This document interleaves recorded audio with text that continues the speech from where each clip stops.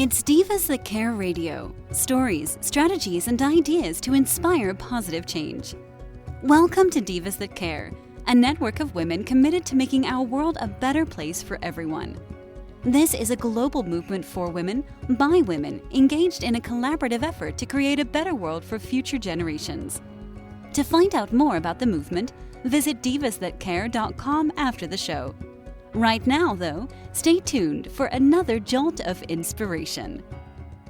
One just has to pick up a magazine or turn on a television to see that as women, we are bombarded daily with media images of female physical perfection, setting up the most unrealistic expectations as to how we should look. No wonder female body confidence is falling while incidents of eating disorders are on the rise. What's most alarming is the way this affects young girls. A reduced sense of self-worth can create anxiety, stress, even depression, causing relationship issues while potentially impairing academic and job performance. In direct contrast, Confidence in Bloom is designed to reinforce the truth and reassure every woman who has ever felt inadequate, unworthy, or tossed aside because of how she looks, that no matter her age, shape, or background, you matter, you are enough now.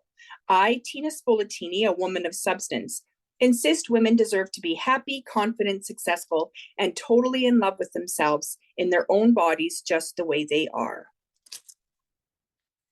Through an ongoing series of intriguing conversations with women from all walks of life, who are all extraordinary in their own right, we will embark upon a journey of ultimate self-acceptance and empowerment.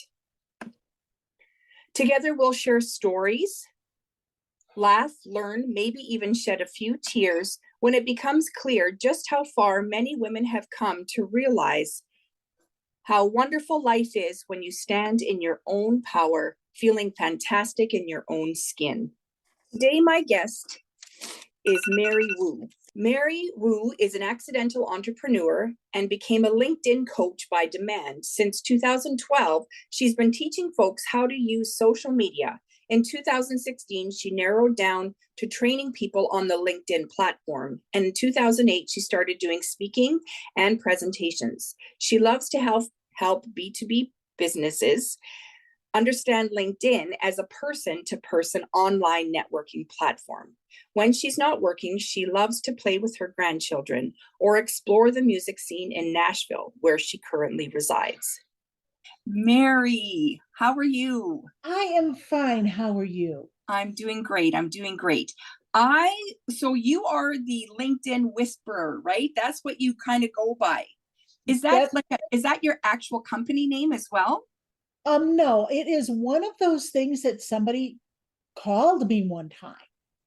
I was just sitting there one day and somebody said, Mary's the LinkedIn whisperer. And I'm like, yeah, because when you whisper, people lean in to hear what you have to say. If you're shouting at people, a lot of times they don't listen to you. Isn't that the truth, right? That's like, our bodies, right? Our bodies do that. They talk to us, right? Either super quietly or in a different language.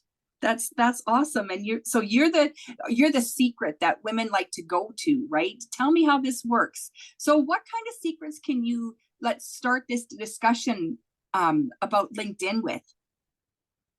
Oh, what kind of secrets do you want to know? Yeah. Back in the day, which most people think of, it was a job board.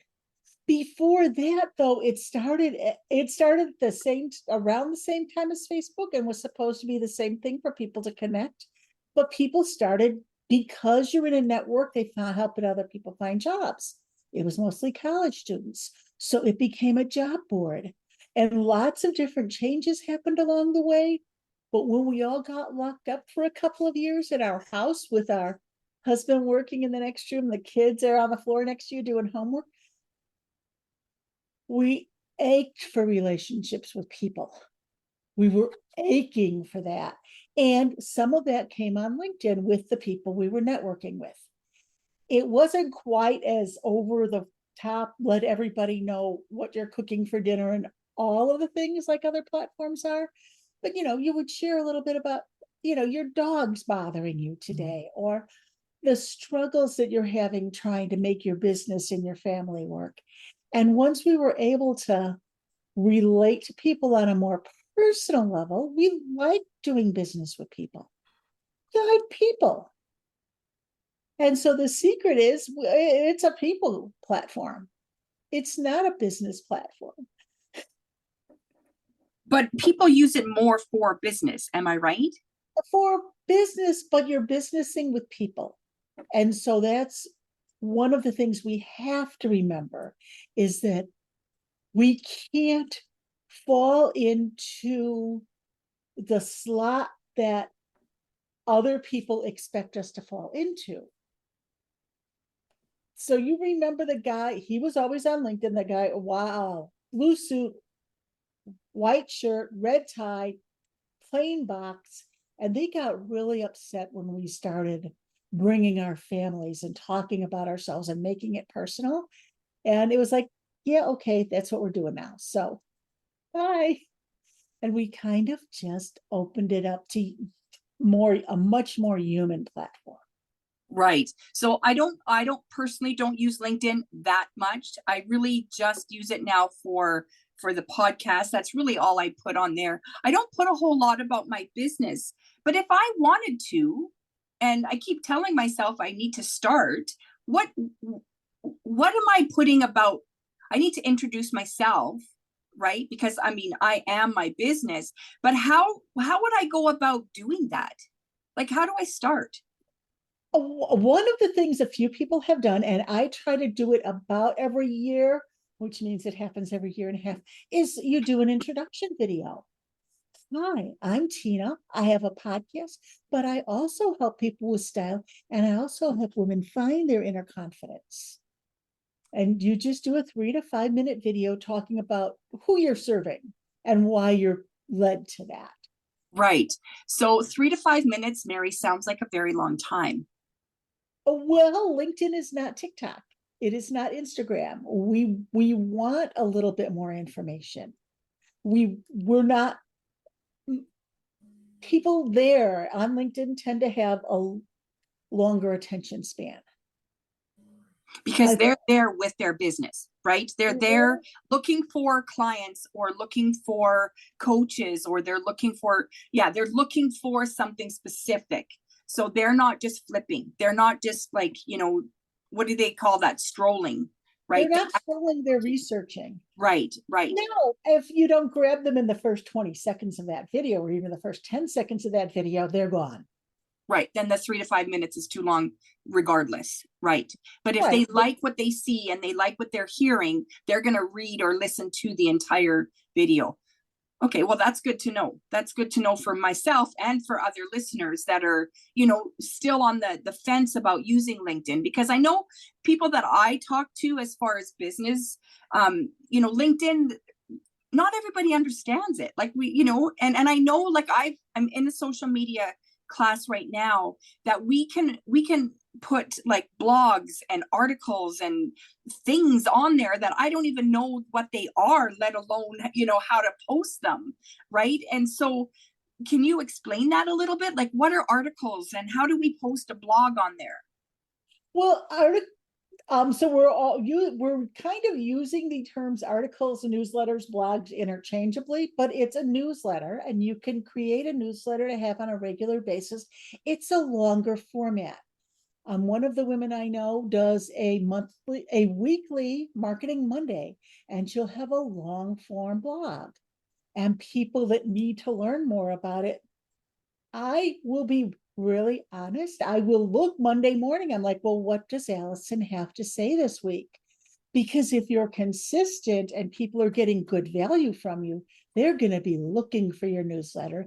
And the great thing about LinkedIn is when you do have a newsletter and somebody subscribes to it, it shows up on LinkedIn and it also shows up in their mailbox. Oh, so when you say shows up on LinkedIn, does that mean like if you have a newsletter under your name and I go in and sign up for it, it's going to sort of do a little advertising for you saying Tina just signed up for Mary's newsletter? Yeah, and it will show Wow. it to you when it comes out. You could set notifications to make sure you see them if you love them. And it'll go over to your mailbox, your Gmail box, which is great because some people aren't on LinkedIn all the time and they subscribe to your newsletter and then they still get it. Oh, I like that. And that could be the same newsletter that you're sending out to your regular clients. You just are posting Yes. it out there. Okay, I like that. That's a really cool idea.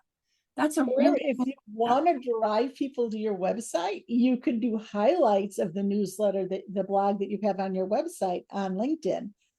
Oh, by Huh, the way, go to this link to find out more. There's right. drive people back and forth to different sites. Okay. Oh, I like that. That sounds like a really good idea. So, oh, excuse me. Um, when people come to you and they want to talk about LinkedIn, what do you want them to ask you? Like, what do you want them to know? Um, I want them, I want them to know who they're talking to. And then I want them to ask me, how do I make the best use of LinkedIn for this? Because if you don't know who you're talking to, you kind of shout out at nothingness. But the more you know what your message is and the more value you bring, a lot of people don't want to give away their stuff. And what I'm finding, especially with coaches and consultants, is the more you give away, the more you showcase your knowledge, and the more people are like, I need more of that. And I need to know how that applies directly to me. Yeah, that makes sense. And when you say giveaway, you mean knowledge, right? You're Knowledge. not talking about products and services. You're talking about the knowledge that the coaches are sharing with you. Yeah, I could understand that, right? The coaches don't want to give it away, and the non-clients don't want to pay, don't want to have to pay, right? Everybody wants everything for free, right? And so I guess that's the secret with social media, right? We now have the opportunity to share our knowledge, but it always has deeper meaning, right? You just need to give like little snippets. Right. Okay. So I want to ask you, what's the difference between being reserved and being authentic in LinkedIn? That is a good question. I like that question. We think of LinkedIn as 100% professional and we have to fit in the box. But if you hold back too much, nobody knows who you are. And then we attract the people to us that want our uniqueness. And if we're not showing not only our value, but our personality. If you follow me on LinkedIn, you may notice that sometimes I'm a little not reserved. A couple of months ago, LinkedIn made a change, and a lot of us were unhappy with the change they made, and they adjusted some things once they figured that out.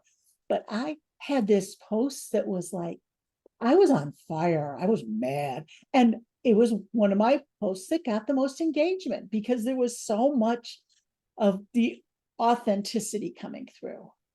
You can't do that all the time because, first of all, we don't have it in us all the time. And then people do want the value that we bring and the Of knowledge. course. Yeah. And so does that take away then from the professionalism? Like I'm finding with the coaching world, the professionalism in the way we dress, right? And sometimes the way we behave on camera is not the professionalism that it used to be, right? I mean, I don't myself personally, I don't want to wear a suit and be all stiff and because I don't feel like I can be myself and help the client that I'm serving, right? If I don't feel comfortable with what I'm wearing and sitting at my desk. Does that kind of apply to LinkedIn? Because I mean, people see it as more of a professional platform, right? But if we also want to bring our authentic self to the table, then how do we sort of mix the two without scraping the two? Well, sometimes we have to figure out who we are. So if I am looking for a bank president, I don't really want to see a whole bunch of pictures of their puppy. Fair. Um, Yeah. But we are attracted to people because of who they are. So little things like I work with rescue dogs will attract people that like rescue dogs. Little things like where you went to college or what fraternities you were in. All of those little things that will show up along in your LinkedIn timeline are saying to somebody, oh, they're like me. They have things in common with me. Because if you're looking at a spreadsheet of a whole bunch of different, for example, coaches, and they all look exactly the same, but this one has three things in common with you, and this one has a very cute grandbaby, then you're going to lean toward the people that you feel the more personal attraction to. Right. And someone you can resonate with their story or with whatever you're needing help with. Yeah. Okay. So that makes sense. And so is there a way on LinkedIn to compare one to the other? And you can look at their profile and just read through. There's a lot of information that is found in somebody's LinkedIn profile, and you don't realize how much of that there is.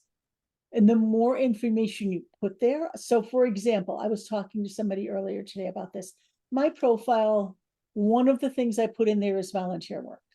And some of the volunteer work is I volunteered with the library at my kids' school, collie rescue, youth group at church, and La Leche League. So this tells you a whole lot about me.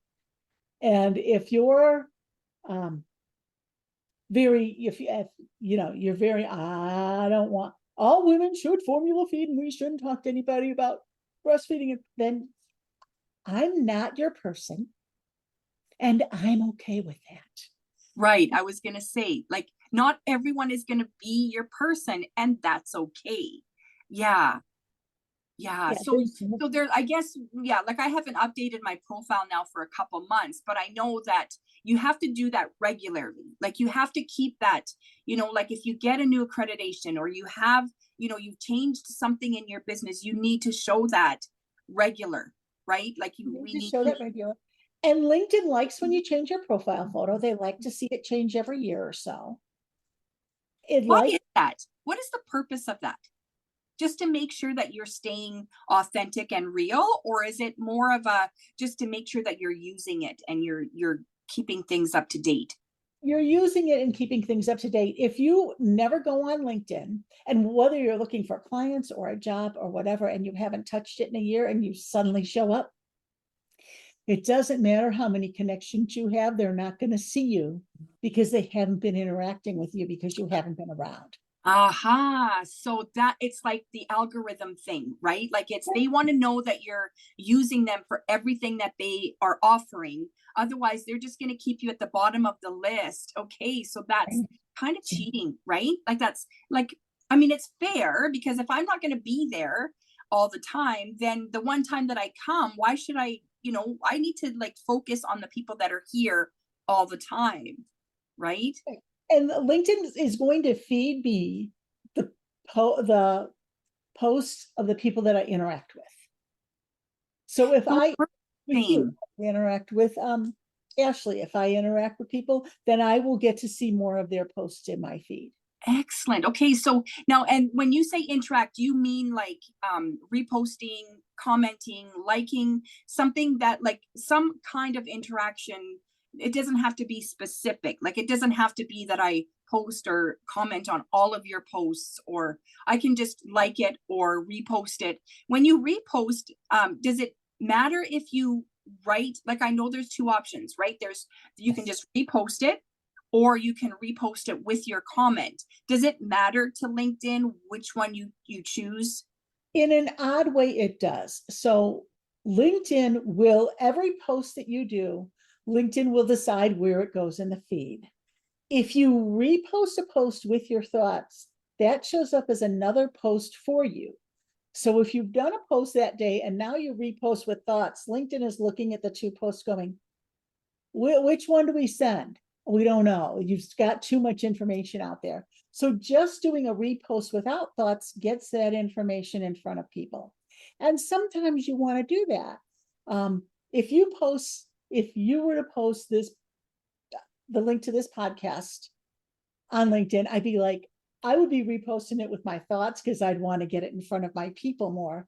But if somebody just reposts it, then more people see that.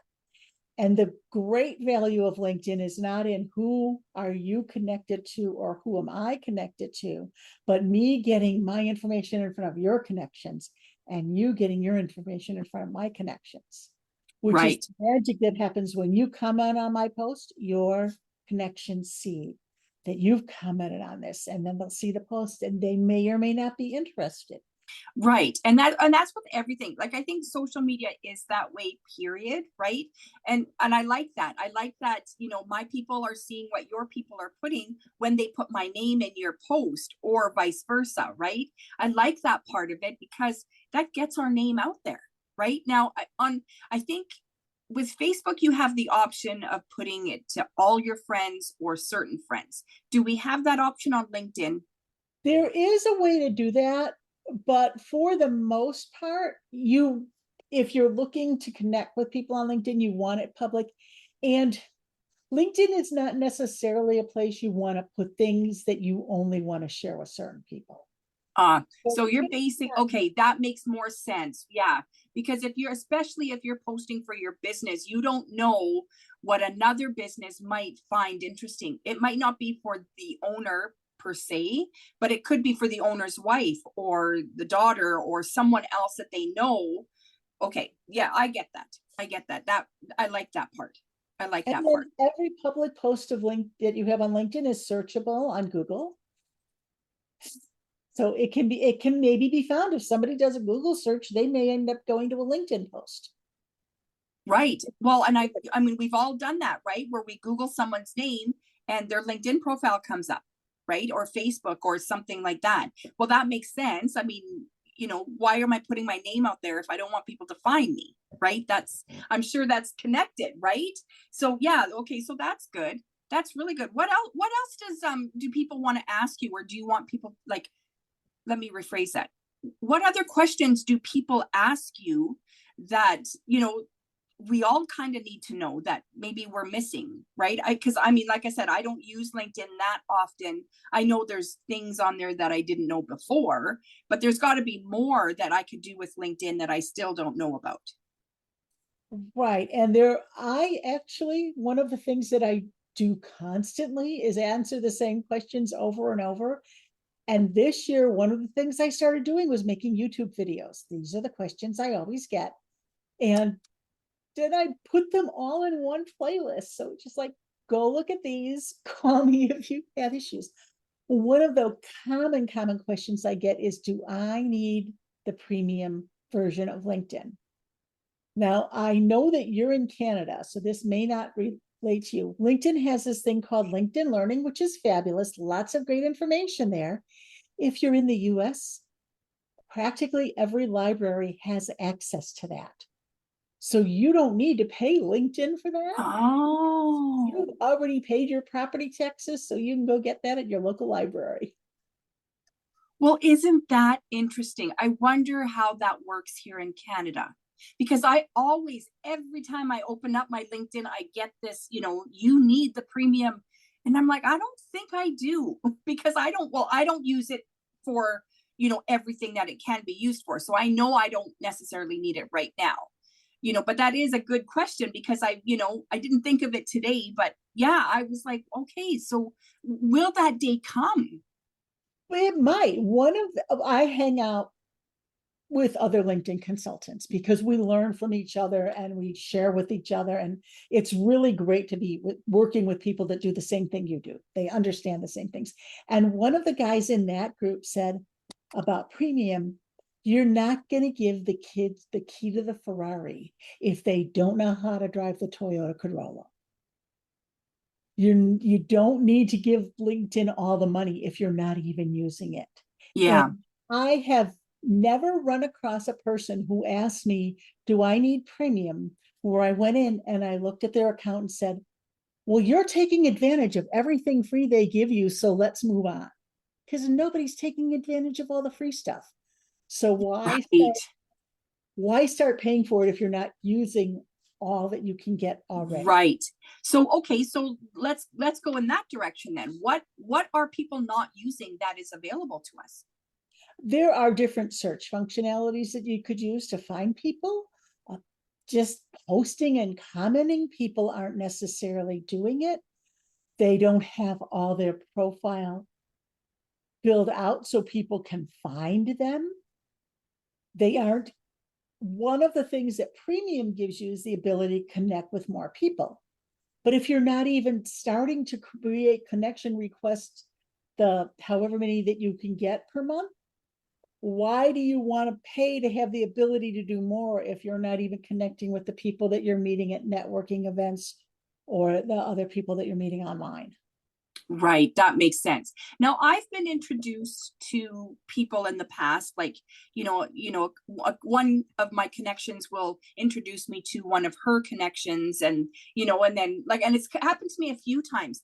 Is that part, like, can we all do that, even on the free LinkedIn version? Especially if they're a first connection, you could message any person that you're connected to for free. The other thing is InMail credits, which you have to use to send messages to second and third connections. But first connections, you can send a message to anytime. However, I can't introduce to people that are not both first connections. So you're a first connection of mine, that's the first connection of mine, I can introduce you. If you wanted to be introduced to somebody that I was not a first connection with, I couldn't do that. Okay, so I would have to be in touch with someone that is connected first with that person. Okay. And that's a great thing you can do on LinkedIn. If there's somebody you want to get in touch with that you see as a second connection, and this is that person at that company that you want to get in and provide your services for, or they're running that conference that you really want to speak at, you can find out, do you know anybody that's a first connection with them? And then ask that person for the introduction. Because if they're first connections with both of you, they can introduce you. Right. Okay. So, okay, I get that part. I mean, the first and second, you start throwing numbers at me, and I'm like, whoa, wait a minute. But I get that. So if I'm connected already, that's considered a first connection. A Yes. second connection is I see their stuff, but I'm not connected with them. Right. Right. Then you could ask somebody else to introduce you, because sometimes people don't necessarily want somebody that they don't know coming at them. But if I say, oh, you've got to meet Tina, I bring a lot of street cred to the people that are my first connections. But the odd trick to that is you can't go throwing people at other people that don't belong together, because then people are going to start saying, Mary wants to introduce me to somebody. Oh, forget that noise. Especially if you're just introducing to introduce, right? Like, just for the sake of it and not for a reason, right? Like, I mean, I would hope that you're going to introduce me to either a potential client, a potential podcast guest, or someone that I could use to, forward my business to some degree, right? I mean, that's who I need to be connected with, right? If you're introducing me to someone that, has nothing to do with me or my business, then don't bother me. Yeah. And then your name goes down, right? If you start introducing just to introduce, people are like, well, she's not doing what she's supposed to be doing, so I'll just ignore her, right? Right. And people will often, that leads to another question I get, who should I connect with? And my theory on that is I will connect to a person, ideally, if I can bring that person value and that person can bring me value. That's a perfect connection. But if I can bring that person value and I may never get value from that, I'm the age where I know a lot of people that have people that are in their 20s and teens that are coming up into the business world.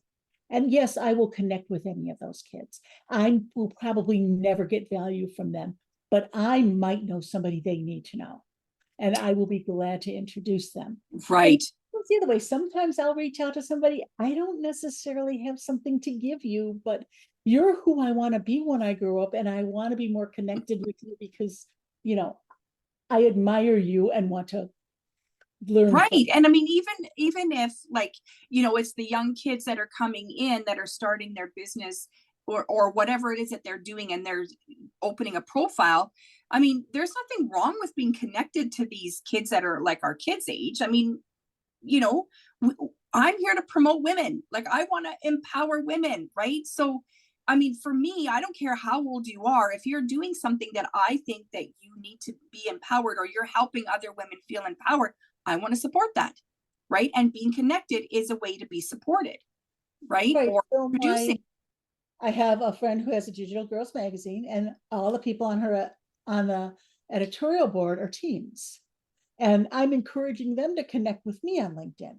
Be active on LinkedIn, connect with me, connect with the founder, connect with the board members, because as you move along in life, these women are, they are your backup band. They're your cheerleaders and they will help you out. So let's move. 100%. Yeah. Yeah. We talked about the that lady that with the digital magazine. I'm interested to find out. I don't think you introduced me yet, If but I I'm didn't sure. send the introduction, I will. I think I might have done it like today because we just connected yesterday. So now I Oh, can. okay. So yeah, I haven't been on there yet today, so that's good to know. Well, is there anything that I didn't ask you that I probably should have or could have?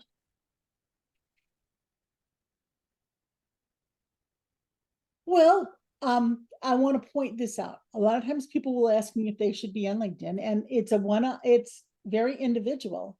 But I can tell you that there are 1 billion users. I can tell you people use it for research, and I can tell you that at least in the US, most of the people that use it are at higher level positions in companies if they're working in companies, and also most people make over 100,000 a year in the US.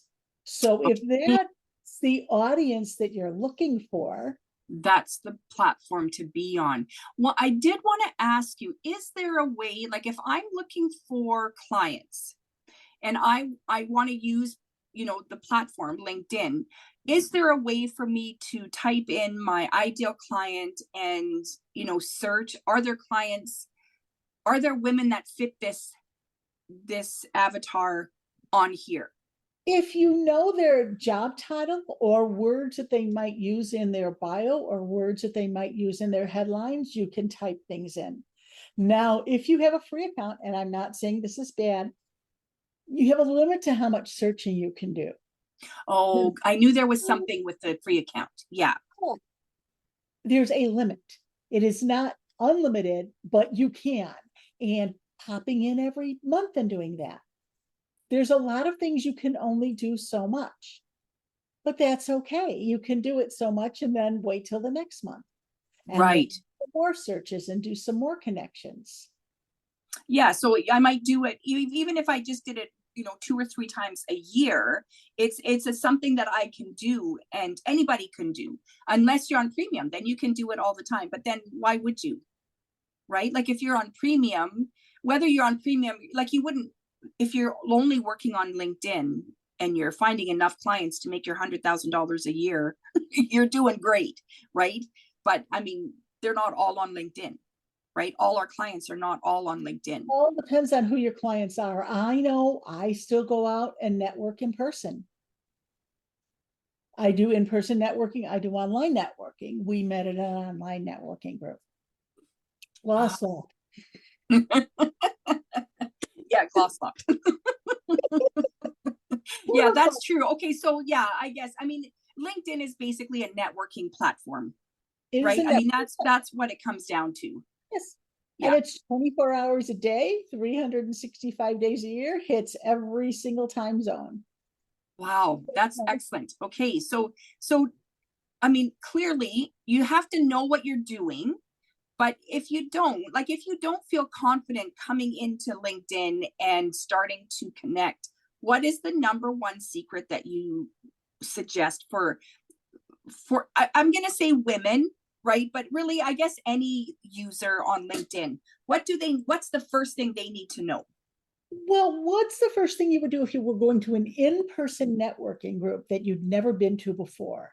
The first thing you're going to do is look around the room and you're like, who's here that I already know that might introduce me to other people, and make sure you get connected to them. And then start looking a little bit further around the room. Who's here that I want to know? And then start connecting to them. One of the things I encourage people to do that aren't even ready to post, they might have a different business they're opening up in a while and they sort of want to start to get ready. It's like, start the connections now. Just start posting about what's going on in your life. And then when you're ready to do the deep dive, then at least you've got people there that are seeing your stuff and are connected with you. And you're not just throwing up that post that nobody will see because you haven't posted in 6 months. Right. Okay, so that makes sense. That totally makes sense, right? It's like walking into a room, like you said. You find the first thing you do is you find one person that you know, and it goes from there. And I think with social media now, I think we're all pretty, we're pretty comfortable in knowing how to move our ways around, right? Like to figure out where to find these people and that. And now one question I did want to ask you, if I'm connected with someone on LinkedIn and on Facebook and possibly on Instagram, and I'm making one post for my business, so you're going to see it. Like if I'm connected with you on all three, you're going to see that post, that same post, all 3 times and all 3 platforms. What is your suggestion on that? Because I feel like that's overdoing it. It is, but it isn't, because the way the algorithm works, it may or may not show it to you on one platform. It may or may not show it to you on another platform. It may or may not show it to you on another platform. But I would never post the same post on 3 or 4 different platforms at the same time on the same day. I sprinkle it out a little bit. Do it Tuesday on TikTok, Friday on Facebook, just pop different days in there so somebody's not getting inundated with it. Because if I see the message 3 times in a row, in my brain, I've only seen it once. But if I see it Tuesday here and I see it Wednesday there and I see it Friday there, then in my brain, I've seen it 3 times. Okay, well, that's good to know, because when I do my podcast, I do it like I post it 3 times on the same day. Like I do it all at once. So I'm going to have to figure, oh my gosh, this is why people need a VA. Every single platform has a scheduler of some kind. So I can do it on the same day, just schedule it for different days. Okay. Different day. Oh, okay. I didn't know that. I didn't know that LinkedIn had that. Well, that's good to know. Yeah, I've got a Cyber Monday special coming up. That day I'm going to be doing laundry because the next day I'm going to be leaving town for a little bit. I'll be scheduled out. Okay, so you don't need a special system for that. You can do that, right? I know Facebook just came out with theirs. Well, I don't know but it's fairly new for me anyway. 1.5 years, I think. Yeah, like it's they fairly came new. out with it for those professional profile thingies. Right. Okay, well, that's really good to know. That's really good to know. Can you think of anything else that we need to let our listeners know about LinkedIn and using it and feeling confident with using it? And I think that's the secret, is you have to be confident in yourself. Feel if you talk to somebody like Tina and she helps you get more confident in yourself, then that will show up in all the areas of your business. Because if I'm sitting here and I've got imposter syndrome, I'm like, I can't even post this because I'm not the person I think I want to be. But then, you could work with somebody and they can say, you're brilliant. You just really are. So go and let the world know. So make sure you know that you're brilliant, because if you've got that fear, it's going to show through. Yeah. As with everything, right? Yeah, it's no different. Okay, that's good to know. That's awesome. Thank you so much. I hope that our listeners got lots of little tidbits from you, because I feel like I did. I feel like I can go on LinkedIn now and feel a little bit more comfortable and confident. And confident and comfortable, and just be yourself. Yeah. Because everybody else is taken. Right? Isn't that the truth? We all need to hear that sometimes. Thank you. I was going to call you Carrie. Sorry, Mary. Thank you so much for joining me today. Confidence in Bloom is a celebration of self-love, a confirmation that even though you may not look like a screen star or a supermodel, they don't even look like that. You are an amazing, desirable, brilliant, gorgeous, talented woman. We offer unconditional love to our partners, our children, our extended family, even our pets. It's high time we got out of our own way and learned to unconditionally love ourselves. In Full Bloom Styling and Coaching offers an online program combined with one-on-one coaching in confidence building, personal branding, and creating your signature fashion look. Chic definitely does come in every shape, so if you want something to believe in, start with yourself. If you'd like to be a guest here on Confidence in Bloom, contact me through Instagram at InfoBloomStyling, by email, tina@infobloomstyling.com, or through the Divas That Care website. Thanks for listening. This show was brought to you by Divas That Care. Connect with us on Facebook, on Instagram, and of course on divasthatcare.com, where you can subscribe to our newsletter so you don't miss a thing.